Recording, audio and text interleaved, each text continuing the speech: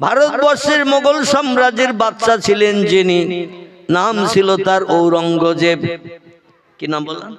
ঔরঙ্গজেব। ঔরঙ্গজেব। এখন দেখবেন একজনের নামে বিভিন্ন বিতর্ক শুরু হয়েছে মোবাইল মেশিনে। যদি আমি মোবাইল মেশিন খুব বেশি দেখি না, তবে খুব প্রয়োজনীয় তথ্য যখন কেউ দেয়, বিশেষ আমার একজন সঙ্গে থাকে হাবিব বলে ছেলেটা, ওর কাছে বড় মোবাইল থাকে, যখন খুব নামি দামি তথ্য আমারে বলে, আমি একটু দেখা, না দেখে তো বলতে পারবো না। তথ্য নিয়ে আমি একটু রিসার্চ করি, গবেষণা করি। একটা লোকের নামে আমরা এতদিন জানতাম লোকটা সুনামীয় লোক, ভালো লোক হিসাবে আমরা তারে জানতাম, কিন্তু বর্তমানে একটা মসজিদ তৈরি হয়েছে মুর্শিদাবাদের বেলডাঙ্গায়, আর যে মসজিদটি তৈরি হয়েছে তার নামে, লোকটার নাম কি হয়নি? হ্যাঁ, বাবর। যার নামে মসজিদ হয়েছে তার নাম ছিল বাবর। 1528 সাল, কি নাম বললাম? 1528 সালে উজবেকিস্তান বলে একটি দেশ ছিল, ইরাকের দেশের একটি জায়গা, সেইখান থেকে কিছু সৈন্য 12,000 মতান্তরে 15,000 সৈন্য পানিপথে পাঠিয়ে দিয়েছিলেন ভারতবর্ষের রাজ সিংহাসন দখলের জন্য। সে যুগে শুধু মুসলমানরা দখল করত না, হিন্দুরাও দেশ দখল করত, জৈনরাও করত, শিখেরা করত, ইহুদিরা করত, খ্রিস্টানিরা করত। আর খ্রিস্টানরা যে আমাদের দেশ 300 বছর দখল করে রেখেছে, আমরা তো তার বাস্তব প্রমাণ। ঠিক বললাম না ভুল বললাম?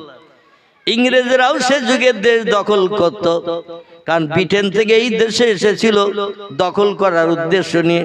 তবে দেশের জনগণকে ফেভারিটি করার জন্য বলছে আমরা একটু ব্যবসা করব তোমাদের দেশে। ইংরেজদের মগজে জ্ঞান খুব বেশি, আগে বলেছি না বলিনি? তাম পৃথিবীকে এখন দাবিয়ে রেখেছে যারা, তারা হলো ইংরেজি শিক্ষিত ব্যক্তি। ওদের ভিতরে 100-র ভিতরে 100 জন শিক্ষিত, 1000-এর ভিতরে 1000 জন শিক্ষিত, 1 লক্ষের ভিতরে 1 লক্ষ জন শিক্ষিত। একটা মূর্খ ওদের দেশে পাওয়া যায় না। আর আমাদের দেশে শিক্ষিত খুঁজতে গেলে শতকরা 90 জন মূর্খ, 10 জন শিক্ষিত। ঠিক বললাম না ভুল বললাম? 2-1 জন কম বেশি হবে। শতকরা 10 জন শিক্ষিত, 90 মূর্খ। আর মূর্খরা ফতোয়া দেয় বেশি। ঠিক বললাম না ভুল বললাম? আমার কথায় যদি আপনার ব্রেন মগজে অ্যাডজাস্ট না হয়, আমার মগজের জ্ঞানটা একটু সংশোধন করে দেবেন। তবে আমি টপ করে সংশোধন হব না, আমার মাল যত সময় আছে তত সময় চালাবো। তারপরে যখন আর চালাতে পারবো না, তখন আপনার কথা মেনে নেব। বোঝা গেল? ঝোঁক করে বলেন হুজুর এটা ঠিক না, আমি তখনই মেনে নেব না। আমার মগজের মালগুলো আগে ঝাড়বো, ঝেড়িয়ে যদি আপনি কেটে দেন, তখন আমার বাধ্য হয়ে মেনে নিতে হবে। আমি তখন মেনে নেব, এটা ওয়াদা করছি। আমার ভাইরা, 1528 সাল 12 মতান্তরে 15,000 সেনা পাঠিয়েছিলেন ভারতবর্ষের রাজ সিংহাসন দখলের জন্য। দেশটির নাম ছিল উজবেকিস্তান। কি নাম বললাম? উজবেকিস্তান বলে এখনো দেশ আছে, আগে ছিল, এখনো আছে। এই দেশে ফরগানা নামে একটা গ্রাম ছিল। গ্রাম, কি নাম বললাম? যেমন বসিরহাট থানা খিদিরপুর গ্রাম, বসিরহাট থানা কঠুর গ্রাম, বসিরহাট থানা লক্ষণকাঠি গ্রাম। ওই রকম উজবেকিস্তান শহরের পার্শ্ববর্তী একটি গ্রাম, গ্রামটির নাম হলো ফরগানা। যদি বলেন হুজুর কোন বই থেকে তথ্য দিচ্ছেন, বইটার নাম একটু বলি। বইটির নাম হলো দা ওল্ড ইন্ডিয়ান হিস্ট্রি। লেখকের নাম ডক্টর পি হিউট। কি নাম বললাম? লেখকের নাম হলো ডক্টর পি হিউট, বিখ্যাত একজন ইংরেজ সাহিত্যিক, যিনি অনেকগুলো বই লিপিবদ্ধ করেছেন। যারা অনেক বই লেখে এদের সাহিত্যিক বলা হয়। আর যারা কবিতা লেখে তাদের কি বলা হয়? কবিতা লেখে যারা, কবি বলা হয়। আর যারা পুস্তক লিপিবদ্ধ করে এদের সাহিত্যিক বলা হয়। তো যাই হোক, এই সাহিত্যিক ছিলেন যেমন আমাদের ভারতবর্ষের সুনামীয় সাহিত্যিক বঙ্কিমচন্দ্র চট্টোপাধ্যায়। নাম শুনেছেন তো? বঙ্কিমচন্দ্র ইনি আনন্দমঠ বলে একটা বই লিখে ভারতবর্ষের হিন্দু ভাইদের কলিজার টুকরা নয়নের মণি হিসাবে খেতাব পেয়েছে। ইংরেজদের সুনাম করলো জনমন গণ মন অধিনায়ক জয় হে ভারত ভাগ্য বিধাতা। পাঞ্জাব সিন্ধু গুজরাট ও মারাঠা দ্রাবিড় উৎকল বঙ্গ, মানে ইংরেজরা রাজত্ব করছে, তাই ইংরেজদের সুনাম করেছে বঙ্কিমচন্দ্র চট্টোপাধ্যায়। ইংরেজদের আমরা এখন ভারতবর্ষের হিন্দু মুসলমান চক্ষু বেড়ে দেখি, কিন্তু রবীন্দ্রনাথ তাদের সুনাম করেছিল যাতে হিন্দুদের সঙ্গে দ্বন্দ্ব ফাসাদ না বাতায়, হিন্দুদের উপর অত্যাচার না করে। তাই হিন্দুদের ঘরে ছেলে ওদের সুনাম করলো জনগণ মন অধিনায়ক জয় হে। এ জনগণের অধিনায়ক, আপনার জয় হোক, আপনার ভাগ্য খুলে যাক, ভারত ভাগ্য বিধাতা, ভারতের ভাগ্য বিধাতা আপনি। যাই হোক, আমি ওদিকে খুব বেশি লম্বা করলে আমি আসল বক্তব্যে যেতে পারবো না, মাঝখানে আবার সেট পড়িয়ে যাবে, মানে বক্তা এসে যাবে। 9টায় আমার টাইম শেষ, আজকের একটু ক্লান্ত আছি, খুব লম্বা গাটা টানবো না, আমি 9টার ভিতরে ছেড়ে দেবো ইনশাল্লাহ, বক্তা এসে গেলেই। তো যেটা বলতে চাচ্ছি সেটি হলো এই, হিন্দু মুসলমান আমরা ইংরেজদের চক্ষু বেড়ে এখন দেখতে পারি না, কারণ ভারতবর্ষের সমস্ত নামি দামি সম্পদগুলো এদেশের রাজত্ব চালানোর নাম করে সম্পদগুলো সব লুট করিয়ে নিয়ে ইংল্যান্ডে নিয়ে চলে গেছে। এমন করে সুনামীয় রাজমুকুট, কোহিনূর মুকুট, কোটি কোটি কোটি কোটি টাকা দাম, সেটা নিয়ে চলে গেছে ওদের দেশের মিউজিয়ামে এখনো রেখে দিয়েছে। এবং আকবর বাদশার আমলে ছিল নামি দামি শ্বেত পাথর এবং কোষ্টি পাথর, নামি দামি পাথর ছিল যার কোটি কোটি কোটি কোটি টাকা দাম, সব নিয়ে ওদের দেশে চলে গেছে। দিল্লিতে যে কিছুদিন আগে একটা বোমা বাস্ট হলো না দিল্লিতে, জামে মসজিদের আগে, ওটার নাম কি? দিল্লি জামে মসজিদের আগে যে বিরাট উঁচু করে প্রাচীরে গড়া বাদশাহ শাহজাহান যেখানে বসে রাজত্ব পরিচালনা করত, নাম বলতে পারছে না, লাল কেল্লা। লাল কেল্লা কি নাম? লাল কেল্লার ভিতরে কোটি কোটি কোটি কোটি টাকার সোনা দানা হীরা জহরত দামি দামি জিনিস সব সংরক্ষিত ছিল, সব নিয়ে চলে গেছে, কিচ্ছু নাই আর। ওদের কাজ ছিল দামি দামি সম্পদ লুট করে নিয়ে যাওয়া। ভারতবর্ষের উচ্চ শিক্ষিত একজন ব্যক্তি ইতিহাসে লিখেছে, ইংরেজরা চিনির পানিও খেয়েছে, রুটিও খেয়েছে, খেয়ে ওরা মালা পর্যন্ত নিয়ে গেছে, শুধু ছোবড়া শুকনো গুলো রেখে চলে গেছে। মানে একটা ডাব বা নারকেল, এই নারকেলের মালার ভিতরে পানি থাকে না, এদেশের সম্পদের পানিগুলো খেয়েছে। তারপরে নারকেলের গায়ে শ্বাস থাকে না, শ্বাসগুলো বার করে খেয়েছে, মালাগুলো পর্যন্ত নিয়ে ব্রিটেনে চলে গেছে। আর শুধু গায়ের যে ছোবড়া, যা চিবিয়ে কেউ খেতে পারবে না, রসটা কিচ্ছু নাই, শুকনো ঝুনো নারকেলের ছোবড়া, ওতে রসটা পাওয়া যাবে চিবালি, ওই ছোবড়াগুলো শুধু রেখে গেছে, সম্পদ আর কিছু নাই। 290 বছর ধরে এই মাল শুধু গোছানোর চিন্তা ভাবনা নিয়েছিল। ভারতবর্ষের কিছু উচ্চশিক্ষিত হিন্দু ছেলে, মুসলমানের ছেলে, জৈন, শিখ, বৌদ্ধ, চৈতন্য সব ধর্মাবলম্বীরা ওদের বিরুদ্ধে সোচ্চার হয়েছিল। কিন্তু দুর্ভাগ্য, মুসলমানদের ভিতরে কবি নাই, মুসলমানদের ভিতরে সাহিত্যিক নাই, মুসলমানদের ভিতরে কবি নাই, মুসলমানদের ভিতরে লেখক নাই। তাই মুসলমানেরা যে ওদের সঙ্গে বিপ্লব করে প্রাণ দিয়েছিল আগে, এই নামগুলো সব পুস্তক থেকে এখন উজ্জ্বল হয়ে গেছে। এখন শুধু হিন্দু বন্ধুদের নাম হয়। ক্ষুদিরাম ইংরেজদের বিপক্ষে বিপ্লব করেছে, বিনয় বাদল দীনেশ, ওরা হিন্দুদের ছেলে ইংরেজদের সঙ্গে বিপ্লব করেছে, এমন করে ফাঁসির কাস্টে ঝুলিয়েছে, প্রাণ দিয়েছে, অমুক করেছে, তমুক করেছে। আর আশফাকুল্লাহর নাম হিন্দু ভাইদের মুখে কোনোদিন আসে না। তিতুমিরের নাম, এই তিতুমির আছে না বাদুড়িয়া থানায়, তিতুমিরের বাঁশের কেল্লা, তার নাম আর ওদের মুখে আসে না। মাতঙ্গিনী হাজরার নাম আসে শুধু, মোহাম্মদ আলীর নাম আসে না, আহম্মদ আলীর নাম আসে না। আরো অনেক মুসলমান ইংরেজদের বিরুদ্ধে লড়াই করে প্রাণ উৎসর্গ করে দিয়েছে, কিন্তু তাদের নাম ইতিহাস আর লেখা নাই, আগামীতে আর মোটেও থাকবে না। শুধু হিন্দুরা যুদ্ধ করেছিল ইংরেজদের বিরুদ্ধে, এইটাই আমাদের ছেলে মেয়েরা পড়বে আগামীতে। মুসলমান যে কিছু করেছে দেশ স্বাধীনের জন্য, এই জিনিসটা মুসলমানদের ব্রেন মগজে আর ঢোকানো হবে না। এমনকি পয়গম্বর মোহাম্মদ রাসূলুল্লাহর বাল্যকালের জীবনীও ক্লাস 4-5 বইতে আগে লেখা হতো, এখান থেকে 5-7 বছর আগে সে নবীর জীবনীটাও তুলে দিয়ে দিয়েছে। বর্তমান সরকার মুসলমানদের স্মৃতিচিহ্ন বইয়ের পৃষ্ঠা রাখতে চায় না। চিল্লায়ে বলুন একটু নাউজুবিল্লাহ। আমি যেটি আপনাদের কাছে বলতে চাইছিলাম বোঝানোর জন্য, সেনাপতি হিসাবে একজনকে নেতৃত্ব দিয়েছিলেন জহিরুদ্দিন মোহাম্মদ বাবর। আমরা কম বেশি জানি লোকটা আল্লাহওয়ালা, আল্লাহ প্রেমিক, কারণ তার জীবনে একটা ছোট্ট ঘটনা আপনাদের কাছে উদ্ধৃতি দেব। দ্য ওল্ড ইন্ডিয়ান হিস্ট্রিতে লিপিবদ্ধ ইংরেজ সাহিত্যিক ডক্টর পি হুড লিখেছে, আর এই যুগের বর্তমানে ভারতীয় জনতা পার্টির দলের নেতারা ইংরেজিতে যাদের বিজেপি বলা হয়, এরা বর্তমানে বাবরের নামে যে কুৎসা মোবাইলে রটাচ্ছে, কানে আঙুল দিতে হয়, চোখ বন্ধ করতে হয়।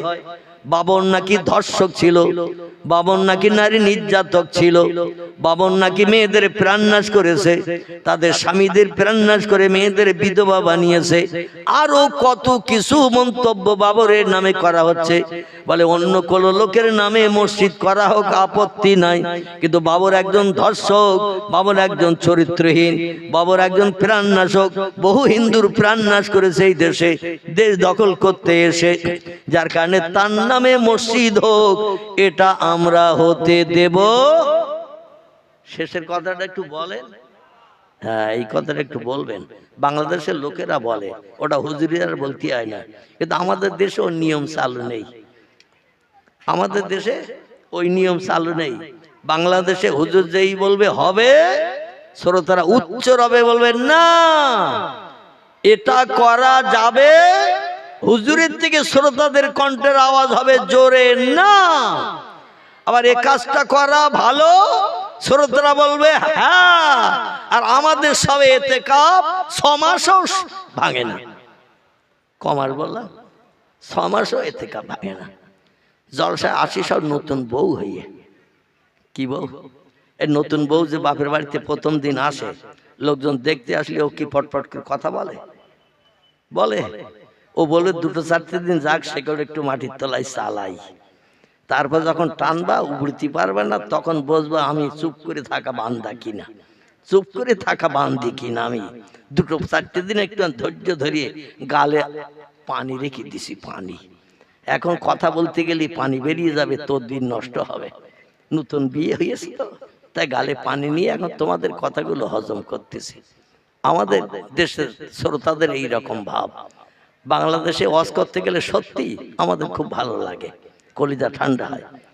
2 ঘন্টা জায়গায় 2.5 ঘন্টা বলতে কোনো কষ্ট হয় না, কারণ ওরা কথা বার করে নেয়। আর আমাদের দেশে বলে কখন ছাড়বে, তাবারুক ঠান্ডা হয়ে যাচ্ছে। কখন ছাড়বে, তাবারুক ঠান্ডা হয়ে যাচ্ছে, টেস্ট পাওয়া যাবে না। আর এই শীতের রাতে বসে থাকা সম্ভব না, উশি বসি করে। আল্লাহু আকবার।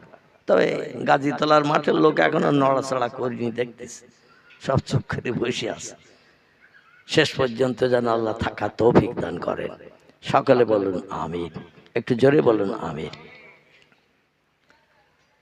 লেখকের নাম ডক্টর পি হুড, যার কথা বলছিলাম। তিনি বলছেন আমি যেটা জানি সেটা লিপিবদ্ধ করছি, বাস্তবে দেখেছি তাই। বাবর একজন সেনাপতি পাঠিয়ে দিলেন, কিন্তু সৈন্য দিয়ে নিজে আসে নাই।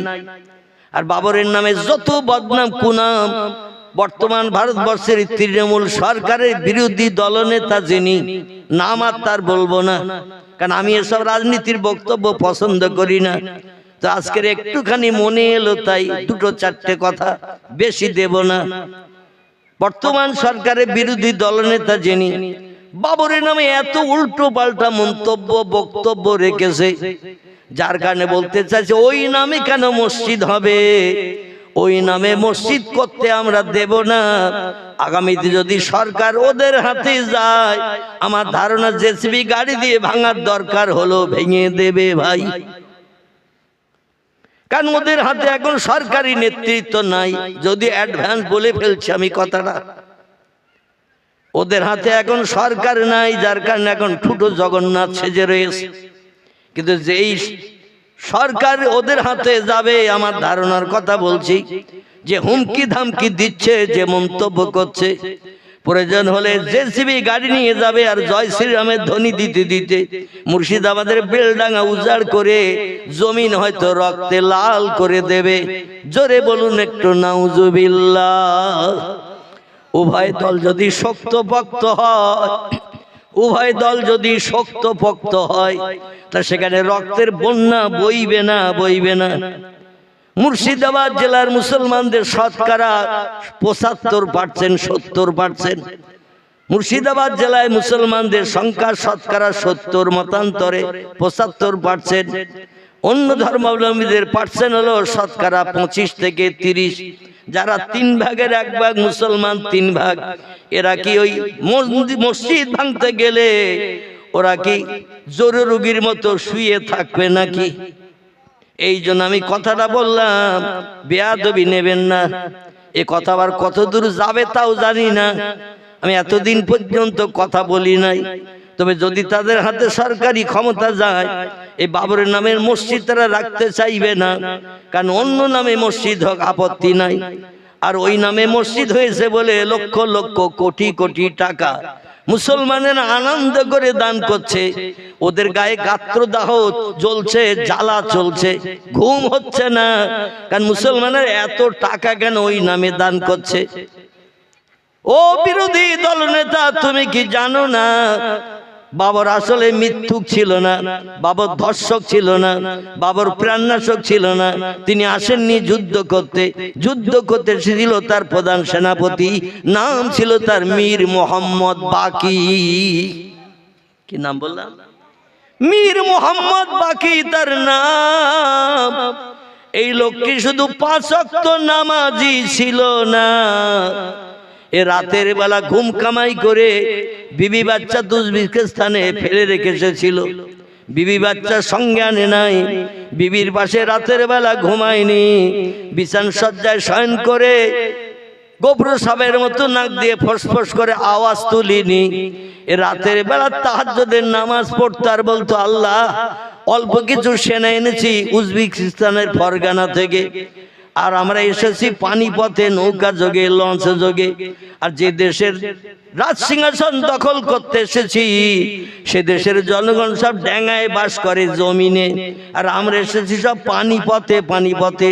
ড্যাঙায় যারা থাকে আর পানিতে যারা থাকে, শক্তি পায় বেশি কারা? ডাঙায় যারা থাকে এরা তো শক্তি পায় বেশি, যখন তখন যে কোনো দিকে যে আক্রমণ করতে পারবে না, পারবে না। আর পানিতে যারা থাকে, ওই পানি ছাড়া তো অন্য দিকে ওরা যেতে পারবে না। আর সাগর তো এইরকম পুকুরের মতো চতুর্দিকে করা নাই। সাগর একটা এদিক ওদিকে লম্বা, এদিক ওদিকে লম্বা। ঠিক বললাম না ভুল বললাম? সাগর লম্বা হয় পূর্ব পশ্চিমে, নইলে উত্তর দক্ষিণে, এই রকম লম্বা হয়ে থাকে। পুকুরের মতো এরকম গোলাকার নয়, যার কারণে যে কোনো দিকে যে যুদ্ধ করার সুযোগ নাই। আল্লাহর কাছে হাত তুলে রাতের গভীরে 6 রাকাত তাহাজ্জুদের নামাজ আদায় করে তিনি আল্লাহরে ডেকে বলতেন, আল্লাহ আমরা ইমানদার মুমিন মুসলমান সংখ্যায় নগণ্য, তবে বদরের যুদ্ধে মুসলমানদের সৈন্য ছিল 313, ওহদের যুদ্ধে মুসলমানদের সৈন্য ছিল 1000, মুতার যুদ্ধে মুসলমানদের সৈন্য ছিল 6000। এমন করে আরো আরো যুদ্ধ যেগুলো ছিল, তবুকের যুদ্ধ ছিল, মুসলমানদের সৈন্য ছিল 8000। কিন্তু মুসলমানরা যুদ্ধ করে লক্ষ লক্ষ সেনাদের সঙ্গে মোকাবেলা করে 23টা যুদ্ধে একটা না জয়ী হয়েছে। জোরে বলুন একটু সুবহানাল্লাহ, নারায়ে তাকবীর। ইতিহাসে আছে না নাই মুসলমানদের যুদ্ধের কথা? ইতিহাসে আছে না নাই? আমি বলবো ওদের একটু মুসলমানদের হাদিস শরীফ আলগা করে পড়ো। মুসলমানেরা ওই জনগণ বেশি নিয়ে যুদ্ধ করতে যায় না, ওদের অন্তরে একটা যন্ত্র মেশিন আছে, এর নাম কি বলেন তো একটু? না, হয়নি। অন্তরে একটা মেশিন আছে, যন্ত্র আছে, এই মেশিনটার নাম হলো ঈমান মেশিন। কি মেশিন? ঈমান। ঈমান, ঈমান শব্দটি হলো আরবি ভাষা, এর বাংলা অর্থ হলো না দেখে খোদা বিশ্বাস করা। কি বিশ্বাস করা? না দেখে প্রভুকে বিশ্বাস করা। আল্লাহর শক্তি সব শক্তির থেকে বেশি না কম? একমত সবাই? আল্লাহ বলছেন ইন্নাল্লাহ আলা কুল্লি শাইইন কাদির, সব শক্তির ঊর্ধ্বে হলাম আমি। আমার মতো ক্ষমতা অতীতে কারো ছিল না, বর্তমানে কারো নাই, ভবিষ্যতেও কারো হবে না। না না, আমার উপরে যদি বিশ্বাস পাকাপাকি করে নিতে পারো, সোনা গালিয়ে দেখবেন যখন পাকা করে 24 ক্যারেট হয়। কত ক্যারেট বললাম? 24 ক্যারেট হয়। আবার 24 ক্যারেট সোনা নিয়ে যখন গহনা করে, ও 22 ক্যারেট 21 ক্যারেট গহনা বানায়। ঠিক বললাম না ভুল বললাম? যদি আপনারা না জানেন, যারা সোনা গালিয়ে গহনা করে ওদের একটু জিজ্ঞাসা করে দেখবেন। পাকা সোনা হলো 24 ক্যারেট, এর ভিতরে কোনো খাদ নেই, পাকা দোলা সোনা। আর যখন ওই দোলা সোনা গালিয়ে গহনা করে, ওতে একটু খাদ ঢুকিতে হয়, কারণ শুধু সোনায় গহনা করলে গহনা হবে না।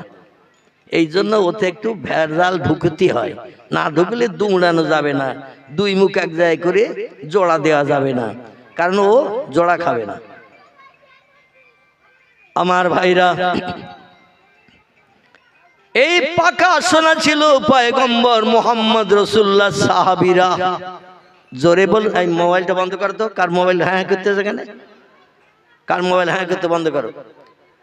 আমার ভাইরা, বিশ্ব নবীর সাহাবারা হিজরতের 8 সালে নবীজির সঙ্গে মক্কা শরীফে বিদায় হজ করতে এসেছিলেন 1,25,000-এর মতো। কত বললাম? 1,25,000-এর মতো মুসলমান নবীজির সঙ্গে বিদায় হজ করতে এসেছিল আরাফাতের মাঠে। আল্লাহ নবী বিদায় হজ করে ইন্তেকাল করেছিলেন। সাহাবী যারা ছিল পাক্কা মুসলমান, এদের নিয়ে আবু বকর সিদ্দিক, ওমর ফারুক, ওসমান গনি, আলী মুর্তজা, এরা পরস্পরায় ওদের নিয়ে পৃথিবীর বিভিন্ন দেশ দখল করেছে।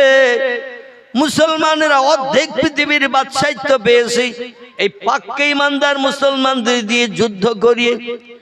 আগে প্রথম দাওয়াত দিয়েছে তাদের কাছে, আল্লাহ দুনিয়ায় বাস করবে, আল্লাহ নেয়ামত খাবে, আল্লাহর অনুদান বিবি বাচ্চা নিয়ে আল্লাহর জমিনের সংসার জীবনের সুখ ভোগ করবে। আর আল্লাহরে মান্যতা দেবে না, স্রষ্টারে প্রভু বলে মানবে না, স্রষ্টার কাছে মাথা নত করবে না।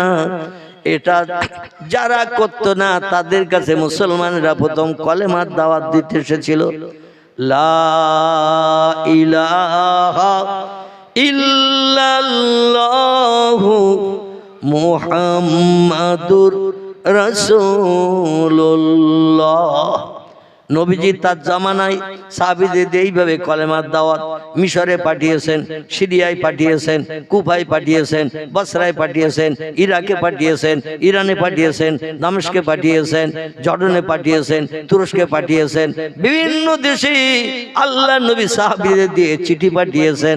আল্লাহ দুনিয়ায় বাস করছো, আল্লাহর নেয়ামত খাচ্ছ, আল্লাহর অনুদান বিবি বাচ্চা নিয়ে সংসার জীবনে সুখ ভোগ করছো, আল্লাহর জমিনে চাষবাস করে ফসল উৎপন্ন করে জীবন ধারণ করছো। যে আল্লাহ এত কিছু বানিয়ে দিয়েছে তোমাদের কল্যাণের জন্য, সে আল্লাহর কাছে একটু সেজদায় পতিত হয়ে মাথা নত করো। যারা চিঠিগুলো ছিঁড়ে পায়ের তলায় দবিয়ে মারিয়ে চিঠির মর্যাদা নষ্ট করে দিল, নবীজির নামের একটা স্টাম্প লাগানো ছিল মুহাম্মাদুর রাসূলুল্লাহ প্রতিটি চিঠির পৃষ্ঠায়। স্কুলে হেডমাস্টার যেমন একটা দরখাস্তে সই করে দিলে স্টাম্প দেয় না? দেয় না? দেয় তো নাকি? স্টাম্প বিহীন যদি সই থাকে, ও সইটা কোনো জায়গায় গ্রান্টেড করবে না, সই নকল হলেও হতে পারে, ঠিক কি না? এই জন্য কোথার থেকে এনেছো চিঠি, কে দিয়েছে, তার নাম ঠিকানা, কোন স্কুলের নাম ঠিকানা, হেডমাস্টার কি অ্যাসিস্ট্যান্ট হেডমাস্টার, তার কোনো সিল চিহ্ন নাই, কেউ মেনে নিতে চাইবে না। আল্লাহর পয়গম্বর মুহাম্মদ রাসূলুল্লাহ সাল্লাল্লাহু আলাইহি ওয়াসাল্লাম লিখতে জানতেন না, পড়তে জানতেন না, তিনি কোনো সাহিত্য রচনা করতে পারতেন না, কোনো কবিতা লিখতে জানতেন না, কিন্তু তিনি কথা বলতে পারতেন উচ্চ মর্যাদা সম্পন্ন ভাষায়। জোরে বলুন একটু সুবহানাল্লাহ।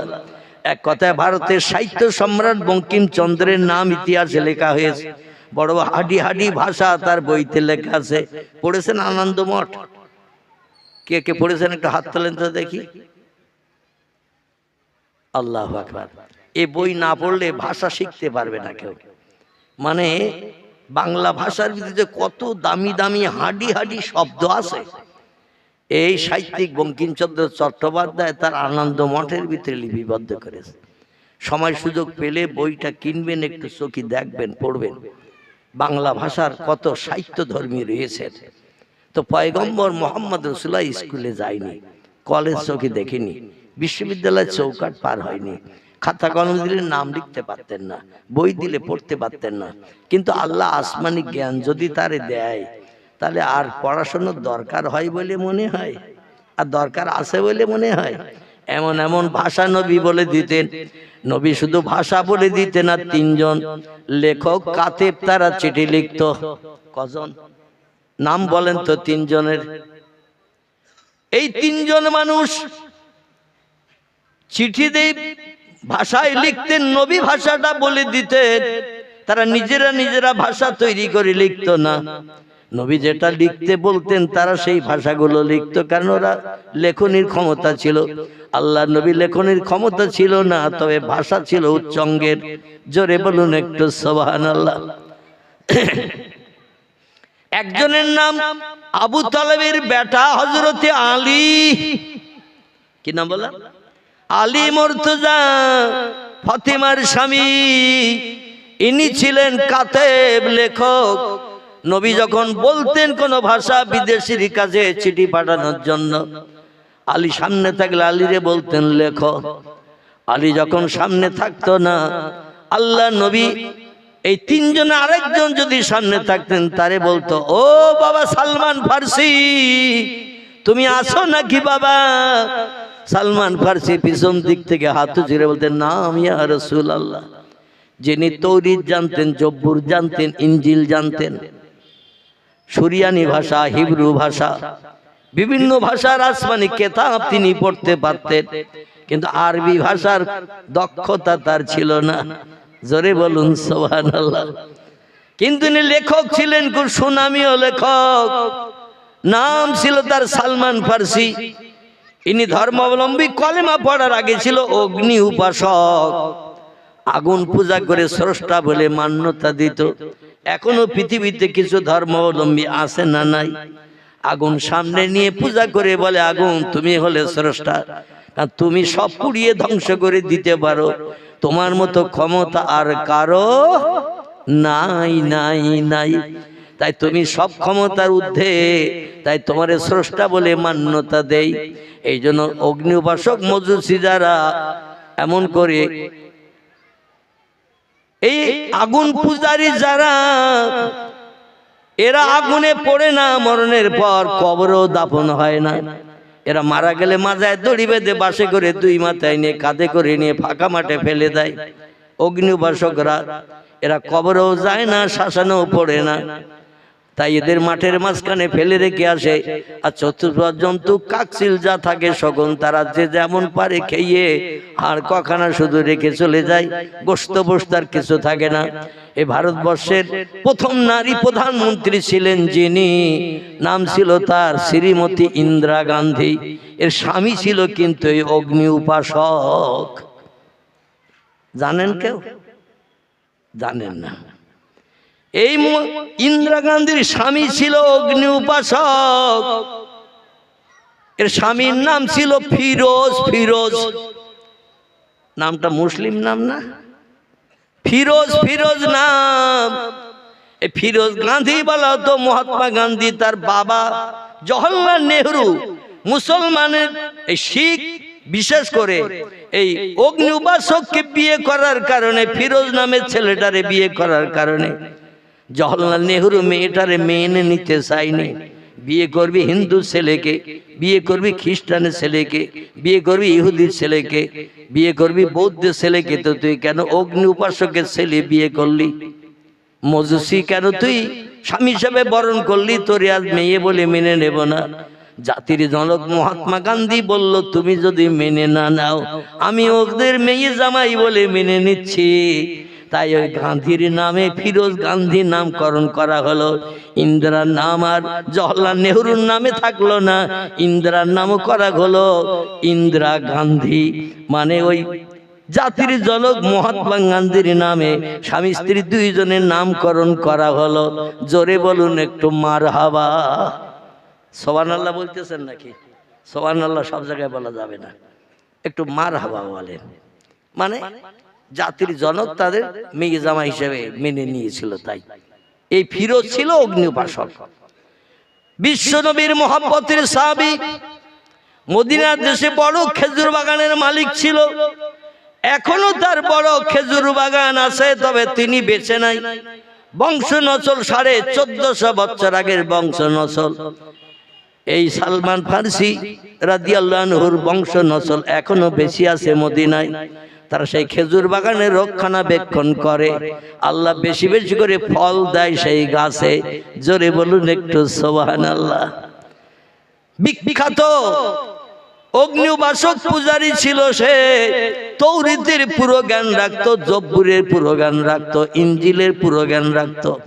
তবে তিনটি কিতাব এসেছে আখিরি জমানার পয়গম্বরের নাম, নাম তার ওমা মুহাম্মাদুন ইল্লা রাসূলুন। আল্লাহ কোরআনের 22 পারা সূরা আহজাবে নাম কোট করেছেন, আমি মুহাম্মদ নামধারী একজন ব্যক্তিকে রসুল করে, প্রফেট করে, মেসেঞ্জার করে, পথ প্রদর্শক, বার্তাবাহক, শান্তির অগ্রদূত, রাহমাতাল লিল আলামিন করে, দয়ার সাগর, করুণার আধার করে, বিশ্ববাসীর মুখে হাসি ফুটানোর জন্য সর্বশেষ একজন মহামানব পৃথিবীতে পাঠালাম। তার নাম দিয়ে দিলাম মুহাম্মদ। কি নাম? অথর্ববেদের 8 নম্বর শ্লোক, 3500 বছর আগে বেদ লেখা। মুনি ঋষি ব্যাসদেব 3500 বছর আগে জঙ্গলে তপস্যা করে, সিদ্ধি সাধনা করে, ইলহামের মাধ্যম দিয়ে যে তত্ত্ব পেয়েছে সেগুলো বেদের পৃষ্ঠায় লেখা। আমরা যারে বলি ওহি, হিন্দু ভাইরা তারে বলে ইলহাম। কি বলে? আমরাও তারে ইলহাম বলি। ওরা বলে আসমানি গায়েবী আওয়াজ, স্রষ্টার তরফ থেকে স্রষ্টার উপাসনা করেছে। অধিকাংশ ধর্মীয় যাজকেরা তারা মাটির তৈরি প্রতিমার কাছে মাথা নত কোনোদিন করেনি। ঢোল তাবলা হারমোনিয়াম নিয়ে কোনোদিন পূজা করতে কোনো প্রতিমারে মুনি ঋষিরা যায়নি। হিন্দু ধর্মের ভিতরে লিপিবদ্ধ আছে স্রষ্টা তিনি, যার কোনো আকার নাই। স্রষ্টা হলেন তিনি, যারে দেখতে পাওয়া যায় না। স্রষ্টা হলেন তিনি, যার স্ত্রী নাই, পুত্র নাই, সন্তানাদি নাই, তিনি হলেন স্রষ্টা। এখন ওরা তো স্রষ্টার মেয়ে লক্ষ্মী, কালী, দুর্গা, সরস্বতীরে বানিয়েছে, আবার ছেলেও বানিয়েছে অনেককে। গণেশ আছে, বিশ্বকর্মা আছে, আরো অনেক আছে ছেলে। স্রষ্টার কি ছেলে আছে বলে মনে হয়? আছে? আল্লাহ কোরআনে একটি ছোট্ট সূরা প্রদান করে দিয়েছেন, যে সূরাটা 3 বার পাঠ করলে পবিত্রতা অবলম্বন করে টোটাল 1 খতম কোরআন তেলাওয়াতের সওয়াব নামামলে জুটে যাবে। নারায়ে তাকবীর। এই সূরাটা 3 বার পড়তে খুব বেশি সময় লাগলে 4 মিনিট। ক মিনিট বললাম? 4 মিনিট সময় লাগবে এই সূরাটা 3 বার পড়তে। বিসমিল্লাহির রহমানির রহিম। কুল হুয়াল্লাহু আহাদ আল্লাহুস সামাদ লাম ইয়ালিদ ওয়া লাম ইউলাদ ওয়া লাম ইয়াকুল লাহু কুফুয়ান আহাদ। তাড়াতাড়ি যদি পড়েন 1.5 মিনিটে পড়া হয়ে যাবে। আমি একটু মাখরেজ করে পড়লাম যাতে আপনারা আবরাতে পারেন, তাই এই জন্য একটু সময় লেগে গেছে বেশি। আর জোরে পড়লে কুল হুয়াল্লাহু আহাদ আল্লাহুস সামাদ লাম ইয়ালিদ ওয়া লাম ইউলাদ ওয়া লাম ইয়াকুল লাহু কুফুয়ান আহাদ। ক মিনিট লেগেছে? 1 মিনিটও লাগেনি। এ ঠিক বললাম না ভুল বললাম? এই সূরাটা 3 বার যদি কোনো ব্যক্তি পবিত্রতা অবলম্বন করে পাঠ করে, এক খতম কোরআন তেলাওয়াতের সব আল্লাহ তার নাম আমলে লিপিবদ্ধ করেন। জোরে বলুন একটু সুবহানাল্লাহ। এই সূরা আল্লাহ তার পরিচয় দিচ্ছেন, আমার সম্পর্কে তোমরা কোনো ধ্যান ধারণা করে ছেলে মেয়ে যেন বানিও না, আমার বউ কারো বানিও না, আমার মা কারো বানিও না, বাচ্চা কাচ্চা কারো বানিও না। সূরাটার মানে মতলব একটু শোনো আর জানো, কিন্তু জীবনে মানে জানার চিন্তা নেইনি, জীবনে পড়তেও চাইনি। শুধু ছোট সূরা পড়লে 1 রাকাত নামাজ হয়। তাই কুল হুয়াল্লাহু সাল্লাল্লাহু কুবানাত আল্লাহু আকবার, সুবহানা রাব্বিল আযীম, সুবহানা রাব্বিল আযীম, সুবহানা রাব্বিল আযীম, সামি আল্লাহু লিমান হামিদা, আল্লাহু আকবার, সুবহানা রাব্বিল আলা, সুবহানা রাব্বিল আলা, সুবহানা রাব্বিল আল্লাহু আকবার। আচ্ছা, আয়াতের মানে কি জীবনে জানার চেষ্টা করেছি? কোন ব্যক্তি যদি মানে মতলব জেনে পড়ে, সব কি ওইরকম হবে না একটু বেশি হবে? 10 গুণ থেকে 70, 70 থেকে 700 গুণের সব আল্লাহ মানে জেলে পড়লে আপনার নাম আমলের থলিতে শ্রীবৃদ্ধি করে লিপিবদ্ধ করে দেবে। নারায়ে তাকবীর। আল্লাহ বলেন কুল, আরবিতে ছোট কাপ দিয়ে কুল মানে হলো খাও। কুল মানে কি? ছোট কাপ দিয়ে কুল, কাপ দুটো, একটা ছোট কাপ আর একটা ছোটর উপরে কি বড়। একটা কাপ হলো ছোট, যার নোক্তা টোক্তা কিছু নাই, আর একটা কাপ হলো বড় কাপ, এর মাথায় দুটো নোক্তা আছে না একটা। পরে মোটা হাত দেননি, তার নোক্তা কটা বলবেন কি করে? ঠিক বলা ওটা বলবো। যদি বলেন একটা, তাহলে কাপ হবে না, ফে হবে। কি হবে? কাপ আর ফে, অক্ষর দুটি একই রকম মেকার দেখতে, কিন্তু ফের মাথায় নোক্তা কটা? একটা। আর বড় কাপের মাথায় নোক্তা দুটা। কাপ দিয়ে কালবুন মানে হলো কুকুর, ছোট কাপ দিয়ে কালবুন মানে হলো কুকুর, বড় কাপ দিয়ে কলবুন মানে হলো আত্মা, প্রাণ। এই জন্য বড় কাপের উচ্চারণ আলাদা, ছোট কাপের উচ্চারণ আলাদা। পড়তে গেলে পড়তে হবে কুল, আর ছোট কাপ দিয়ে কুল। কুল পড়লে ওটা হবে খাও। কুলু ওয়াশরাবু, আল্লাহ কোরআনে সূরা বাকারা বলেন কুলু তোমরা খাও, ওয়াশরাবু তোমরা পান করো। আর বড় কাপ দিয়ে যদি বলেন কুল, তখন আর কিন্তু ওই খাও আর মানে হবে না, তখন মানে হবে এ আমার হাবিব মুহাম্মদ, আপনার উম্মতদের আপনি বলুন। কুল মানে হলো বলো। হু আল্লাহু আহাদ।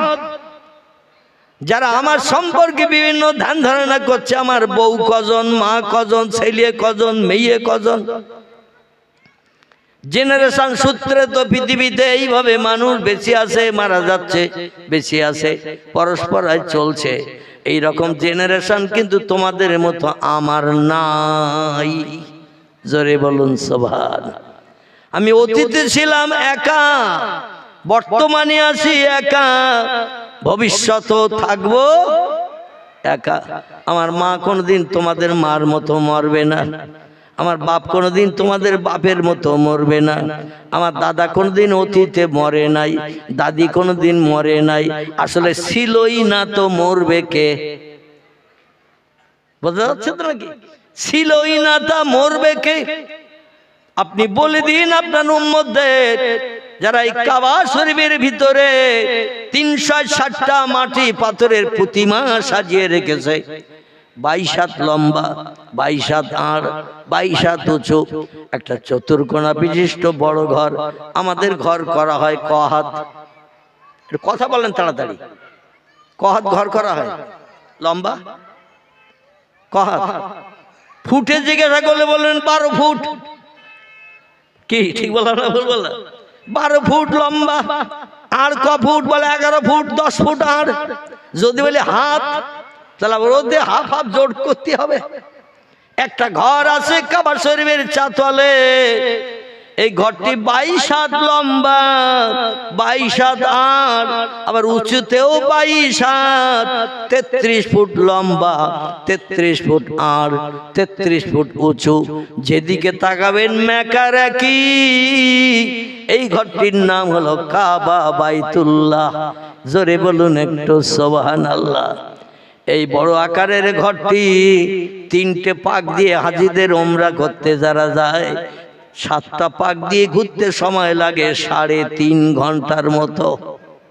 কতটা বললাম? যারা হজ পাক করতে গেছেন, ওমরা করতে গেছেন, আমার কথায় একমত হতে পারবেন। আর যারা সোনার মক্কা মুকাররমা চোখে দেখেননি, মনে মনে চিন্তা করেন হুজুর আসাম থেকে বাড়ি আসার সময় 3 গ্লাস খেয়ে এসেছে। একটা 33 ফুট লম্বা ঘর, 22 হাত লম্বা ঘর ঘুরতে আবার 3.5 ঘন্টা লাগে নাকি? এই মেনে নেবে কেউ? কিন্তু মৌপোকার মতো মানুষের জাম, মৌসাকে যেমন মৌপোকা ভরা, কাবার চাতলে রাত দিন 24 ঘন্টা ওই রাম মানুষ ভরা। আমি বেটে গুটে মানুষ, দিনের বেলা বহু চেষ্টা করেছি। আল্লাহ আদমকে 3-3টে বার নবীজির মাতৃভূমি যখন চোখে দেখিয়েছেন, আল্লাহর নবীর হাতে গড়া ঠিক আমার দাড়ি সমান উঁচু জায়গায় একটা জান্নাতি পাথর এখনো সেট করা রয়েছে। এই পাথরটির নাম হলো হাজরে আসওয়াদ। কি নাম বললাম? হাজরে আসওয়াদ। পয়গম্বর বলছেন পাথরটা দুনিয়ার কোনো পাহাড়ের পাথর না, এই পাথরটা হলো আল্লাহর জান্নাতের পাথর।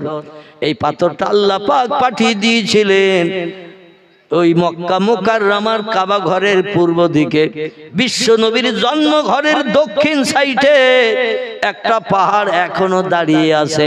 এই পাহাড়টির নাম হলো আবু কোবাইস। কি নাম বললাম?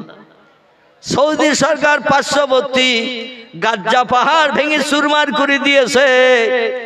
আশেপাশে যত পাহাড় ছিল পশ্চিমে, দক্ষিণে, উত্তরে সব পাহাড়গুলো ভেঙে দিয়ে বৃহৎ চাতল বানিয়েছে হাজিদের নামাজ পড়ার জন্য। যতদিন যাচ্ছে জনসংখ্যা বেড়ে যাচ্ছে পিঁপড়ের মতো। এই জন্য মানুষ যাতে সুস্থভাবে নামাজ পড়তে পারে, তাই পাহাড় ভেঙে ভেঙে জায়গাগুলো ক্লিয়ার করছে। ঘর বাড়ি টাড়ি কাবা শরীফের আশেপাশে নাই, সব ভেঙে চুরে ক্লিয়ার করে দিয়েছে, ফাঁকা ছাতওয়াল। আমার ভাইরা, কিন্তু সেই পাহাড়টা এখনো পর্যন্ত সৌদি সরকার রেখে দিয়েছে। শুধু রেখে দিয়েছে না, কিয়ামত পর্যন্ত থাকবে।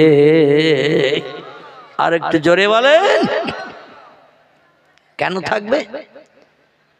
আমার ভাইরা, এই পাহাড়ে আল্লাহ পাক হাওয়ার চোখের বাণী মোচনের জন্য, ভয় ভীতি থেকে নিষ্কৃতির জন্য আল্লাহ পাক এই পাহাড়ে প্রথম আসমানি রহমত বর্ষণ করেছিলেন।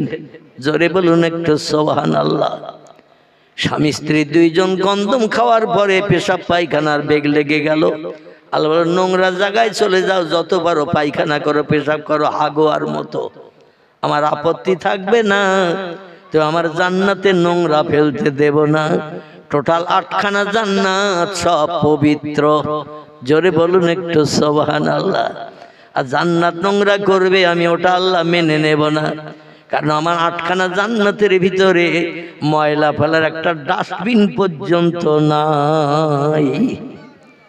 আবার যখন তোমরা আসবে এই জান্নাতে অবস্থান করতে দেব, যত পারবে খাবে, যত পারবে আনন্দ ফুর্তি করবে, কিন্তু পায়খানা কোনোদিন হবে না, পেশাব কোনোদিন হবে না। মায়ের পেটে বাচ্চা থাকলে 9 মাস 10 দিন যেমন মায়ের পেটে বাচ্চারা খায়, বাচ্চা যখন জন্ম নেয় মায়ের পেট থেকে ক কেজি পায়খানা বাড়ি হয়? একটু কথা বলতে হবে। বাচ্চা হয় যখন, ও বাচ্চাটা মার পেটে 9 মাস 10 দিন থেকে মোটা হয়েছে, বড় হয়েছে, মার পেটের নাড়ির মাধ্যম দিয়ে, নাভির নাড়ির মাধ্যম দিয়ে খেয়েছে। আচ্ছা, খেললি তো পায়খানা করতে হয়, হয় না? হয় না আমার ভাইরা? কিন্তু একটা বাচ্চা ছেলে হোক বা মেয়ে হোক, কোনদিন মায়ের উদরতে যখন পৃথিবীর মুখ দেখেছে 200, 400, 150 গ্রাম পায়খানা করেছিল মার পেটে, সেটাও বেরিয়ে এসেছে? এরকম নজির পাওয়া গেছে? কোনোদিন খবর টবর পাওয়া গেছে? আল্লাহ বলছেন ওই বাচ্চা খাবে কিন্তু পায়খানা করবে না। শুধু পায়খানা নয়, পেশাবও করবে না। জোরে বলুন সুবহান। তাহলে আল্লাহ দুনিয়ায় যদি আমাদের এই নজির দেখাতে পারে, জান্নাতের ভিতরে খাওয়াবে, পেশাব পায়খানা হবে না, এতে কি মরে যাবে বলে মনে হয় নাকি? পেট ফুলে ব্যায়াম হবে নাকি? পায়খানা না করলে তো পেট ফুলে মোটা হয়। মাঝে মধ্যে আবার বিভিন্ন ধরনের মেডিসিন ওষুধ খেতে যায়, তরল হয়ে বেরিয়ে যায়। পায়খানা শক্ত হলে অনেক সময় 2 দিন 3 দিন হয় না, ঠিক কি না? স্বস্তি পায় না, পায়খানা কখন হবে। খেতে বললি বলে খাবো না, আজ 3 দিন পায়খানা হচ্ছে না। আহারে জান্নাতে যতবারে বান্দারা খাবে, আর মাঝে মাঝে একটু হাই উঠবে, হাই। আমাদের ঘুম থেকে উঠলে একটু হাইটাই ওঠে না? মাঝে মাঝে ঢেকুর উঠবে, ঢেকুর। জান্নাতের ভিতরে খাওয়ার পরে মাঝে মাঝে আমাদেরও ঢেকুর ওঠে না, ওঠে না? এই রকম ঢেকুর উঠবে, এতে আল্লাহ হজম করে দিয়ে দেবে। কোথা দিয়ে বার হবে না জানে, আল্লাহ খবর রাখেন। ও নিয়ে আমরা চিন্তা করব না, মাথা খারাপ করব না। আল্লাহ আলাম বিমুরাদিহি, আল্লাহ বিষয়টা সম্পর্কে একটু বেশি বেশি জানেন। সব জিনিস জানতে গেলে পাগল হয়ে যেতে হবে। আল্লাহর উপরে বিশ্বাস রেখেই ও জিনিস সম্পর্কে বেশি এগিয়ে যাওয়া যাবে না। যদি বলেন আমাদের বাপ মা ছিল তাই আমরা হয়েছি, তা আল্লাহ কি করি হইল? আপনি বলছেন লাম ইয়ালিদ, তার সন্তান নাই, ওয়ালাম ইউলাদ, কার পেটের থেকে তিনি জন্ম নেন নাই। সূরা ইখলাসে তথ্য এসেছে, কারো পেটের থেকে তিনি আমাদের মতো জন্ম নেননি, আবার তার মাধ্যম দিয়ে কোনো বাচ্চাও জন্ম হয়নি। কি করে হয়? এরম চিন্তা করে 2-5 ঘন্টা চিন্তা করা যাবে না, যাবে না। আল্লাহ ওই চিন্তা করে মাথা গরম করো না, কারণ আমার জ্ঞান বেশি, তোমাদের জ্ঞান কম। সামান্য জ্ঞান নিয়ে আকাশ ছুঁতে যাইও না। কি ছুঁতে যাইও না? আকাশ ছুঁতে যাইও না। বুড়ো হয়ে মরে যাবে, তাও আকাশের ধারে পাশে হাত লাগাতে পারবে না, ঠিক না ভুল? এ যুগের বিজ্ঞানীরা হাজার চেষ্টা করে, রকেট, স্পুটনিক, অ্যাপোলো, এইরকম কত উপগ্রহ যন্ত্র বানিয়েও এখনো আকাশ খুঁজে পায়নি। কিয়ামত পর্যন্ত পাবে পাবে বলে মনে হয়। খোদার কসম, ভবিষ্যৎ জেনারেশন, এই যে মোবাইলে আজকের এই তথ্যটা উঠছে, আমি খোদার কসম খেয়ে বললাম, বিজ্ঞান ভবিষ্যতে আরো উন্নত হবে। আমি আপনি কবরে চলে যাব, মাটির সঙ্গে মিশে যাব, আর কখনো হয়তো 2-10 হাজার বছর যদি আল্লাহ কিয়ামত না করে, তাও মাটির সঙ্গে মিশে যেতে পারে। কিন্তু বিজ্ঞানীর ঠাকুর দাদার বাপ আসলো, নাতি নাতকুর ভবিষ্যৎ আসলো, আকাশে হাত লাগাতে পারবে? আকাশ কোথায় আছে খুঁজে পাবে? খোদার কসম পাবে না, কারণ মানুষ সব জানতে পারবে না। আল্লাহ হচ্ছে সব যদি তোমরা জেনে নাও তো আমার তো আর নেবা না। ঠিক বললাম না ভুল বললাম? সব যদি তোমরা জেনে নাও আমার তো আর নেবা না, বলবে সব মাল পেয়ে গেছে, ওনার আর দরকার নেই। এটা মানুষ মাঝে মাঝে এরকম চিন্তা ভাবনা করে। কারো কাছ থেকে যা নেওয়া নিয়ে নেয়, নিয়ে বলে আমার কাজ মিটে গেছে, আর ওনার সঙ্গে বন্ধুত্ব রাখার দরকার নাই।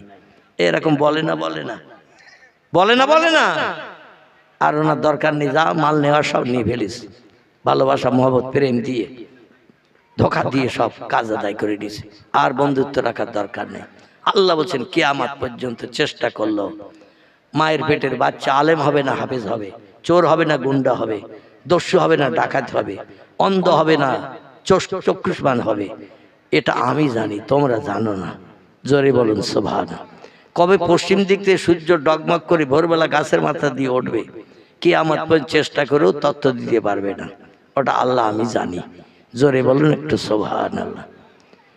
আমি কবে হাসরের মাঠ তৈরি করব, তাম পৃথিবীর সব দেশের মানুষকে এক জায়গায় করব, এদিন আমি জানি, তোমরা জানো না। জোরে বলো একটু সুবহানাল্লাহ। আমার ভাইরা, মানুষ এই জন্য সব জানতে পারবে না, আকাশও খুঁজে পাবে না। আসুন আমি যেখানে ছেড়ে এসেছি সেখানে চলে যাই, একটু মহব্বতে দরুদ শরীফ। আল্লাহুম্মা সাল্লি আলা মাওলানা মুহাম্মদ ওয়া আলা আলি সাইয়্যিদিনা মাওলানা মুহাম্মদ। জান্নাতের ভিতরে পেশাব পায়খানার বেগ লেগে গেল, ছোটাছুটি করতে থাকলো স্বামী স্ত্রী দুইজন। ছোটাছুটির কোনো প্রয়োজন দরকার হতো না, গন্ধম খাওয়ার কারণে পায়খানা পেশাবের বেগ লেগে গেল। আল্লাহরে বলেন, আল্লাহ জায়গা দেখিয়ে দাও, আর ধৈর্য ধরতে পাচ্ছি না। আমার আর পায়খানা লাগলে মাথার চুল পড়া মতো ভাব হয় না, হয় না? ওদের ওই রকম মাথার চুল পড়া মতো ভাব হলো। আল্লাহ বলেন, যা নামিয়ে দিচ্ছে একটা নোংরা জায়গায়। নোংরা জায়গায় একটা বানিয়ে রেখেছি অতীতে, নোংরা জায়গাটার নাম হলো আলামে দুনিয়া। জোরে বলুন একটু সুবহানাল্লাহ। তাই দুনিয়া যদি নোংরা জায়গা হয়, তাহলে জান্নাত, এই পৃথিবীর নোংরা জায়গা আমাদের কাছে এখন ভালো না খারাপ? এই পৃথিবী আমাদের কাছে এখন ভালো না খারাপ? খারাপ। তাহলে ভালো জায়গাটা দেখি ঘর বাঁধেন। এই দুনিয়ার মায়া কেউ ছাড়তে চায় না। খারাপ যদি হতো অন্য জায়গায় ভালো জায়গা খুঁজে সেখানে ঘর বানানোর চিন্তা করত। পৃথিবীতে যত দেশ, 256টির মতো দেশ, এর ভিতরে কিছু দেশ আছে উন্নত দেশ, Japan, German, England, Holland, Poland, Italy, Brazil, এরকম নামি দামি দেশ আছে। এই সমস্ত দেশ খুব সুন্দর সৌন্দর্যমণ্ডিত দেশ। দুবাই ভালো দেশ না খারাপ দেশ? সেই দেশে যদি একবার ঘুরতে যায় জীবন আর বাড়ি আসবে না।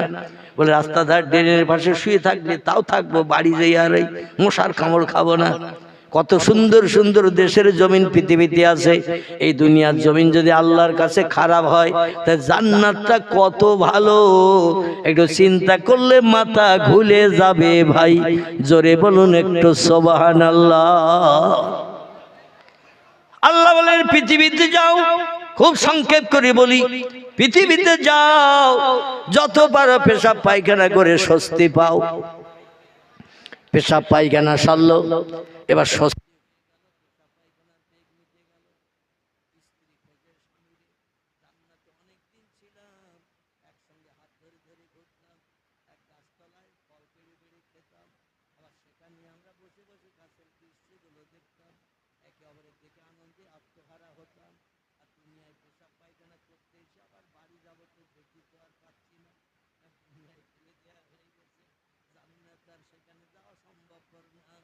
এই জন্য ওরা স্বামী খুঁজছে স্ত্রী রে, স্ত্রী খুঁজছে স্বামী রে। পাই জান্নাতের ভিতরে বিয়ের মাধ্যম দিয়ে একে অপরের কাছে মন দিয়ে ফেলেছি। স্ত্রী স্বামীর না দেখে আর থাকতে পারছে না, স্বামী স্ত্রীকে না দেখে থাকতে পারছে না। হুন্না লিবাসুল লাকুম ওয়া আনতুম লিবাসুল লাহুন্না। নারী হলো পুরুষের গায়ের পোশাক, পুরুষ হলো নারীর গায়ের পোশাক। ওয়া খালাকনাকুম আজওয়াজা। আল্লাহ বলেন, আমি জোড়া করে তোমাদের বানিয়েছি সংসার জীবনের সুখ ভোগের জন্য, একে অপরের জীবনে দুঃখ দুর্দশা নিবারণের জন্য। স্বামীর জীবনে দুঃখ নিবারণ করবে স্ত্রী, স্ত্রীর জীবনে দুঃখ নিবারণ করবে স্বামী। এই জন্য আমি জোড়া করে পাঠিয়েছি। একটা যদি পাঠাতাম, জীবন যৌবনে ক্ষুধা নিবৃত্তি হতো না, জীবনের স্বস্তি পেতে না, শান্তি পেতে না। কি জানো নাই, কি জানো নাই, কি জানো হারিয়ে গেছে, এইভাবে সারাটা জীবন কেটে যেত। ঠিক বললাম না ভুল বললাম? সারাটা জীবন কেটে যেত। নারীর প্রয়োজন পুরুষের, পুরুষের প্রয়োজন নারীর। আর এই দুইজন যখন এক জায়গায় হয়, সব সমস্যার সমাধান হয়ে যায়। পেশাব পায়খানা সেরে খুঁজছে স্ত্রী স্বামীরে, স্বামী খুঁজছে স্ত্রীরে। আল্লাহ বলছেন, কাঁদতে থাকো। আমি তো বলেছিলাম, ওয়ালা তাকরাবা হাযিহিশ শাজারাতা ফাতাকুনা মিনাজ জালিমিন। জান্নাতে সব ফল খাও, সব নেয়ামত উপভোগ করো, সব জিনিস দেখো, সব ঘরে বসবাস করো, সব গাছতলায় শুয়ে পড়ে দৃশ্যগুলো দেখতে থাকো। কাউসারের পানির নহর দেখো, আর সালসাবিল দেখো, আরো কত কিছু দেখতে থাকো। ইয়াকুত, জমরুদ, মারজান, হীরা, পান্না, চুন্নি খচিত নামি দামি সুন্দর সৌন্দর্যমণ্ডিত ঘরগুলো দেখতে থাকো। তো ওই যে একটা গাছ দেখা যায়, ওই গাছটার ধারে পাশে যেন মনের ভুলো কোনদিন যেও না। আদম বলল, আল্লাহ গাছের ধারে যাওয়া তো দূরে থাক, ওদিকে ফিরেও পর্যন্ত তাকাবো না। একটু জোরে বলা যাবে না সুবহানাল্লাহ? কে বলেছিল এই কথাটা? আমাদের জাত, আমাদের বাবা, পুরুষ পুরুষ আদম পয়গম্বর বলেছিল, আল্লাহ ওই গাছের তলায় যাওয়া তো দূরে থাক, ফল খাওয়া তো দূরে থাক, ও তুমি নিষেধ করেছো যখন, গাছের দিকে ফিরেও তাকাবো না।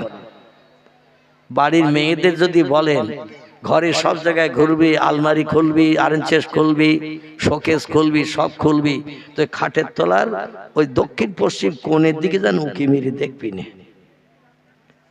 স্ত্রীরা যদি বলেন সব খুলবি, কম্বল টম্বল যা কিছু আছে সব খুলবি, বার করবি, ব্যবহার করবি, সব তোর জন্য আমি রেখেছি, অসুবিধা নেই। তা খাটের তলায় ওই দক্ষিণ পশ্চিম কোণের দিকে যেন উঁকি মেরে কোনোদিন ঘোড়ার মতো হামাগুড়ি দিয়ে তাকাবি না। আচ্ছা, স্বামী যদি বাড়ি না থাকে, নতুন হাট খোলায় যদি যায়, ও বউটা সেই সুযোগে ও হামাগুড়ি দেবে না, দেবে না। ও দক্ষিণ পশ্চিম কোণায় কি রেখেছে ওটা মেয়েরা দেখবে না, দেখবে না। বলে এখন তো বাড়ি নেই, আমি একটু খাটের কাছে নিচে হলি, তাই বলে ওঠ, কি দেখছিস তোলা? বলে কিছু দেখতেছ না, ধুলো বালি আছে কি খাটের তলায় দেখতেছ? বলে দেয়ালের কোলে দেখি নজর দিবি না। কোনোদিন নজর দিতে দেয় না বাড়িওয়ালা বাড়ি থাকলে। আর যদি কোনোদিন পিফের মোড়ে টড়ে যায়, ঘন্টা খানি আসতে দেরি হবে বাড়ি, ও একবার হামাগুড়ি দিয়ে বাচ্চার মতো ওই কোণার দিকে যাবে না, যাবে না। মেয়েদের যদি কোনো কাজে নিষেধ করেন, কোন কাজে যদি বারণ করেন, দুনিয়ার সব কাজ ওদের ধ্বংস হয়ে যাবে। ওইটা কখন দেখবে? খিদিরপুরের মারা ভালো, এদের বারণ করলে একবারও সেদিকে ফিরেও তাকায় না, আদম নবীর মতো। কিন্তু আমাদের নেওয়ার দিককার কথা বলছি, মেয়েদের যদি কোনোদিন বলেন যে এইটা যেন করবি না, ওখানে যেন দেখবি না, ওখানে যেন তাকাবি না, ও বলে আমার আগের প্রথম কাজ হলো ওই। আদম গাছের দিকে ফেরে না, তাকায় না, গাছতলায় মুঠে যায় না। যে গাছের দিকে ফেরে না সেদিকে যাওয়ার কোনো ব্যাপার হয় না। ফেরে না যখন, দেখে না যখন, মনের ভিতরে যাওয়ার কাজ তো আসবে না। বেকা হাড় দিয়ে আল্লাহ বানালেন হাওয়াকে, দেহের হাতের কনুই থেকে পোষা পর্যন্ত হাড় সোজা, কনুই থেকে কাঁধ পর্যন্ত হাড় সোজা, পায়ের হাঁটু থেকে পায়ের গোছ পর্যন্ত হাড় সোজা, গোছের থেকে কোমর পর্যন্ত হাড়, এই পায়ের হাঁটুর থেকে কোমর পর্যন্ত হাড় সোজা, পিঠে মেরুদণ্ডের হাড় বেঁকা, পিঠে মেরুদণ্ডের হাড়। ঘুমিয়ে পড়িয়েছেন আপনারা? হ্যাঁ, পিঠের মেরুদণ্ডের হাড় সোজা, বডিতে হাড় আছে বেঁকা হাড়, দুই পাঁজরের হাড়, নামি দামি পার্টস গুলো ঢাকা আছে, তা একটু বেঁকা করা। এই পাঁজরের হাড়, হার্ট, ফুসফুস, এটা ওটা, দিল, কল কাবজা, প্রাণ, বাচ্চা টাচ্চা সব এর ভেতরে ঢাকা আছে কিনা? উপরে ঘামালে অন্তত এই বেঁকা হাড়ে লাগবে, খাঁচায় লাগবে, ভেতরে যাতে না লাগে, লোকটা দম বন্ধ হয়ে যাতে না মরে যায়। আল্লাহ তো একটু বেঁকা হাড় দিয়ে কভারিং করে গেছে পাখির খাঁচার মতো। জোরে বলুন সুবহান। আল্লাহ বললেন আদম ঘুরছে ফিরছে, বেড়াচ্ছে, খাচ্ছে, কিন্তু মুখে হাসি দেখা যাচ্ছে না। জিবরিল তুমি বলতে পারো এত সুন্দর ভালো মন্দ খাচ্ছে, দেখতেছে, বেড়াচ্ছে, ঘুমাচ্ছে, হাসে না কেন? জিবরিল বলছে আল্লাহ আমাদের তো কামলোভ দেননি, আদমের দেহের ভিতরে কামলোভ দিয়েছেন, তাই ওই কামলোভ নিবারণের জন্য ও নারী খুঁজে বেড়াচ্ছে জান্নাতের ভেতরে, কোনো মেয়ে ছেলে পাচ্ছে না, তাই মুখে হাসি ফুটতেছে না। আল্লাহ বলেন সাদ্দাক্তা, ঠিকই বলেছ, ওর দেহের ভিতরে কামুকতা দিয়েছি, প্রেম জ্বালা দিয়েছি, যৌবন দিয়েছি। আর যৌবন নিবারণের জন্য একটা নারীর দরকার, তাই জান্নাতে ঘুরে ঘুরে বেড়াচ্ছে আর খুঁজ দিয়েছে কোন দিকে নারী আছে, মেয়ে ছেলে আছে।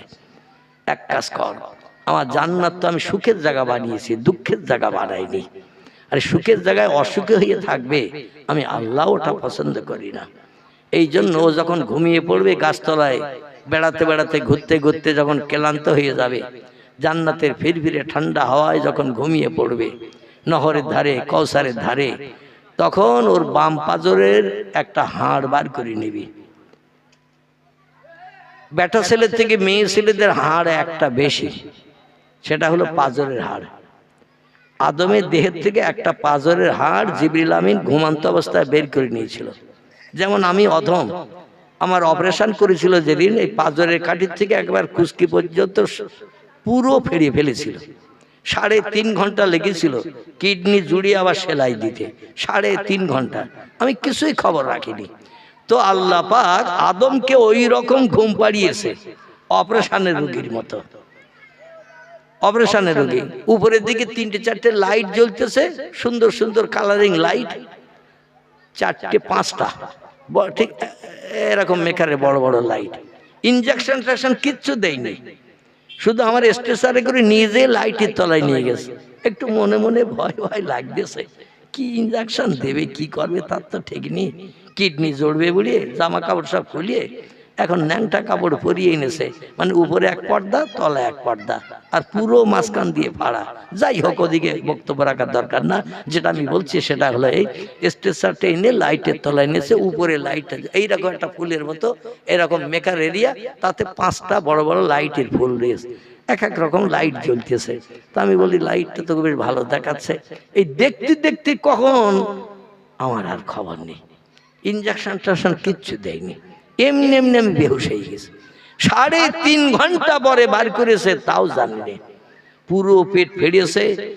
একজনের আর একটা পাশে পেট ফেড়িয়েছে, তার পেট থেকে কিডনি বার করেছে, আমার পেটে জুড়িয়েছে। আবার এই পেটের চামড়া এক জায়গায় করে 21টা সেলাই দিয়েছে, একেবারে পাঁজরের কাছ থেকে নিয়ে কুস্কি পর্যন্ত সেলাই দিয়ে স্ট্রেচারে তুলে রেখে দিয়েছে। হুঁশ ফিরলে আমার আবার ওই কি এসি না কি ঘর বলে না, আইসিইউ, ওই ঘরের ভিতরে, নাম ভালো মনে আসে না আমার, তো ওই ঘরের ভিতরে ঢুকতে নিয়ে যাবে হুঁশ ফেরার পর। তো বেশ কিছু সময় রাখার পরে হুঁশ ফিরেছে, যখন তাকিয়ে দেখছে লাইট তো নেই, দেখছি বারান্দার কাছে ওইখানে রেখে দিয়েছে। তো সেখান দিয়ে যেই আমি একটু নড়াচড়া করেছি, ওরা বলছে স্যার হুঁশ ফিরেছে, তাড়াতাড়ি নিয়ে যাও, আইসিইউতে নিয়ে যাও, নিয়ে নাকে অক্সিজেন দাও, ওর ইনজেকশন বিভিন্ন জায়গায় চ্যানেল করেছে, আবার চ্যানেলের সঙ্গে মানে সেলাইন ঢুকিয়ে দাও, দেখে রক্ত তো অনেক বেরিয়ে গেছে, এখন সেলাইন ঢুকিয়ে মোটামুটি ওর একটু সুস্থ করো, নিয়ে চলে গেল। তো আমি কিচ্ছু যখন বুঝতে পারিনি দুনিয়ার বিজ্ঞানী পরিকল্পনার কাজ, আর আল্লাহ যদি কারো পেটের থেকে পার্টস বার করে সে কি বুঝতে পারবে বলে মনে হয়? এই কথাটা এই জন্য বললাম, মানুষ যদি সক্ষম হয় আল্লাহর পক্ষে সে কাজ করা কি অক্ষম? কোনোদিন অক্ষম হবে না। আল্লাহ এমন ঘুম পাড়িয়ে দিলেন জান্নাতের ভিতরে আদমকে, পাঁজরের হাড় একটা কেটে বার করলো, আদম কিছুই খবর রাখে না। এই হাড় কেটে বার করে আল্লাহ শুধু বলে ইন্নামা আমরুহু ইজা আরাদা শাইয়া, আমি যখন কোনো বিষয়ে কোনো হুকুম করি, কোনো কিছু তৈরি করার পরিকল্পনা ইচ্ছা প্রকাশ করি, আইয়া কুল আলাহু, আমার জবান দিয়ে শুধু একটু বলি কুন হ ফায়া কুন, সঙ্গে সঙ্গে সেটা হয়। আল্লাহ বলেন কাদামাটি দিয়ে বানিয়েছি পুরুষ, এবার নারী হ। আদমের মাম পাজরের হাড় থেকে হয়েছিল কি হিজড়ে, হিজড়ে হয়েছিল নাকি কি হয়েছিল? নারী হয়েছিল, একটা নারী। আল্লাহ যা বলে তাই হয়, জোরে বলি একটু সুবহানাল্লাহ। এই নারীটি হলো ষোড়শী যুবতী, সুন্দরী, অস্পরা। আদমের চেহারা থেকে হাওয়ার চেহারা অতীব সুন্দরী করে আল্লাহ বানিয়েছিলেন কোন শব্দের মাধ্যম দিয়ে? বর্তমান পৃথিবীতে আমরা লক্ষ্য করলে দেখতে পাই পুরুষের চেহারার সৌন্দর্য যতটা না বেশি, তার থেকে মেয়েদের চেহারার সৌন্দর্য পুরুষের থেকে বেশি না কম। আল্লাহ নারীর চেহারা পুরুষের থেকে বেশি সুন্দরী করে বানিয়েছিলেন বলে পৃথিবীতে এখনো সেই নিদর্শন চলছে, মেয়েরা ছেলেদের থেকে বেশি সুন্দরী হয়। জোরে বলুন একটু সুবহানাল্লাহ। ষোড়শী যুবতী সুন্দরী বানিয়ে জান্নাতের গাছতলায় বসিয়ে রেখেছেন হাওয়াকে। আদম কি অবস্থায় আছে? আদম ঘুমিয়ে আছে, ঘুমিয়ে আছে। ঘুমিয়ে না থাকলে তো হাত টেনে বার করতে জিবরিল দেবে। কোনো ব্যক্তি যদি অবশ না হয় আর তার যদি পেট টেট ফাড়ে, কিছু কাটতে যায়, ও ঝাড়া লাথি মারবে না? মারবে না? কি লাথি মারবে না? মারবে না? একা লাথি ডাক্তারের অপারেশনের স্বাদ বিটিয়ে দেবে। এই জন্য বেহুশ হয়ে গেলে কিছুই খবর রাখে না। আদম বেহুশ হয়ে পড়ে রয়েছে। আল্লাহ বললেন কোন, ঘুম ভেঙে জিন্দা হ। রাসূল বলছে আন-নাওমু আখুল মাউত, ঘুম হলো মরণের ভাই। জোরে বলুন সুবহানাল্লাহ। ঘুমিয়ে পড়লে ব্যাংক বালিশের মালিক আপনি আর নাই, ঘুমিয়ে পড়লে 10 বিঘে জমির মালিক আপনি আর নাই, ঘুমিয়ে পড়লে 5 তলা বাড়ির মালিক আপনি আর নাই। কারণ ঘুমিয়ে পড়েছেন মানে সব হাতছাড়া। যদি আবার ঘুমটা ভাঙে জিন্দাবস্থায়, তাহলে বিবির স্বামী, ছেলের বাপ, ব্যাংকের বড় মালিক, বাড়ির মালিক, জাগা জমির মালিক, ঘুম ভেঙে জেন্দা থাকলে সব জিনিসের মালিক। আর ঘুম ভেঙে গেছে কিন্তু জেন্দা নাই, আর জেন্দা যদি না থাকে তো ঘুম ভাঙবে বলে মনে হয়? ঘুম ভাঙবে না। এই জন্য রাসূল বলছেন ঘুম হলো মরণের ভাই। আল্লাহ শুধু কোন বললেন, ঘুম ভেঙে গেল। আদম ধড়ফড় করে ঠেলে উঠলেন, উঠে একটু তাকিয়ে দেখে, হায় রে, সেই তৈরি হওয়া থেকে নিয়ে শুধু ঘুরছি, বেড়াচ্ছি, খাচ্ছি, ঘুমোচ্ছি, নামি দামি বিল্ডিং, ইয়াকুত, জমরুদ, হীরা, পান্না, চুন্নি, নামি দামি ঘর, সৌন্দর্য মণ্ডিত, লাইট জ্বলছে ঝকমক ঝকমক চকমক চকমক করে, কিন্তু এইরকম একটা মেয়ে তো কোনোদিন দেখিনি। একটু দূরে হাওয়ারে বসিয়ে রেখেছেন আল্লাহ। আল্লাহ বললেন, ইজলিস, যেখানে তুমি হয়েছো ওখানে বসে থাকো। আর আদম ঘুমের থেকে ঠেলে উঠে চোখ মুছে একটু তাকিয়ে দেখে, সর্বনাশ, মেয়ে ছেলে এত সুন্দরী হয়, এত রূপবতী হয়, এত লাল ঠোঁট হয়, হরিণের চোখের মতো চোখের পলক হয়, আর আমার দিকে একটু মুসকি মুসকি হাসছে, মানে আমার তো ডাকতেছে। আদম বলছে, আমি তো চাচ্ছিলাম এতদিন এরকম একটা মনের মানুষ, কাছের লোক। আদম আর ধৈর্য ধরেনি। জান্নাতে নারী পুরুষ মাত্র দুজন। কজন? দুজন। একজন আদম, একজন হাওয়া। এই দুজন, আর কোনো মানুষ নেই জান্নাতে। বলছে, আমার যেটা চাহিদা, যেটা দরকার, সেটা তো ওই মেয়েটা বসে আছে, তাও ষোড়শী যুবতী সুন্দরী। তাহলে একটু মুসকি মুসকি হাসতেছে, মানে আমারে মনে মনে যেন চাচ্ছে একটু যাই দেখি, যদি ভাব ভালো হয় তাহলে তারে নিয়ে ঘুরবো ফিরবো, বেড়াবো, মনের গরম কাটাবো, ভালো মন্দ পছন্দ করবো, দুজন ভাগাভাগি করে খাবো, একটু কপালে চুমো টুমো দিতে হয় দেব, ঠোঁটে যদি কামড় দিতে হয় তাও দেব। স্বামী স্ত্রী হিসাবে আমরা যেমন করি, আদম হাওয়া তখন স্বামী স্ত্রী হয়নি। কারণ নারীর দেহ আল্লাহ পুরুষের জন্য বানিয়েছেন, পুরুষের দেহ আল্লাহ নারীর জন্য বানিয়েছেন।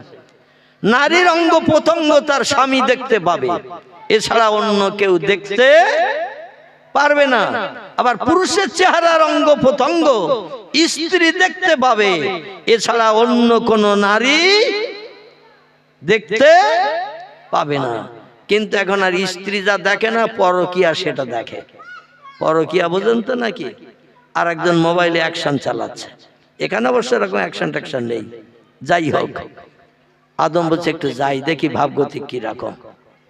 আমরা যেমন মাঝে মাঝে একটু ভাব টাপ নেওয়ার চিন্তা ভাবনাকে এগিয়ে যাই, মাঝে মাঝে ঝাপটা চড়ও খেতে হয় নাকি, মাজা ভেঙে দেবো, লাথি মেরে, এরকম কথাও শুনতে হয়। তোমার মা নেই, বোন নেই, এমনও রাস্তায় শুনতে হয় না? হয় না? এ হয় না? হয় না? হ্যাঁ, মা বোন টেনেও গালি দেয়।